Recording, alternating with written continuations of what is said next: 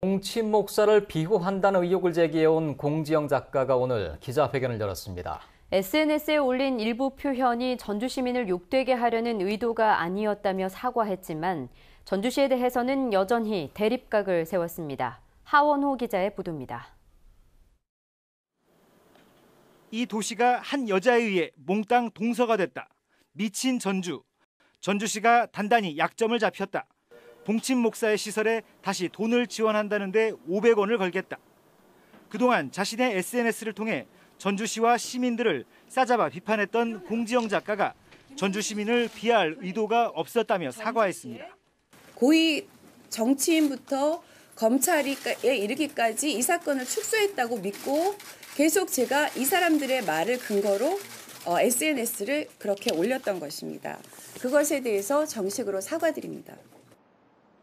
다만 처음부터 자격이 없는 시설에 세금을 지원하고 문제가 있다는 제보를 받고도 뒤늦게 시설 폐쇄 결정을 내리는 등 전주시가 봉친 목사를 비호했다며 다시 한번 공개 토론을 제안했습니다.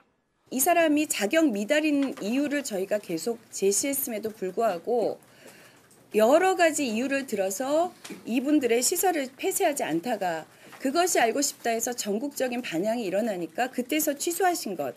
이것이 저는 이해할 수가 없고. 전주시는 곧바로 반박했습니다. 시설 폐쇄에 따른 행정 절차에 다소 시간이 걸린 건 맞지만 규정에 따라 예산을 지원했을 뿐 어떤 특혜도 없었다고 해명했습니다.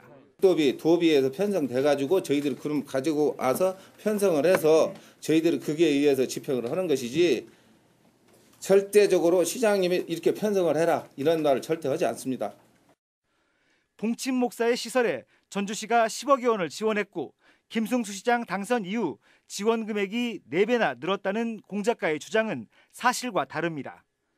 지난 5년간 해당 시설에 지원된 예산 4억 7천만 원 가운데 시가 지원한 금액은 3억 2천만 원이고 시 지원금이 늘어난 것 역시 국가가 부담해야 할 예산을 자치단체로 돌렸기 때문입니다.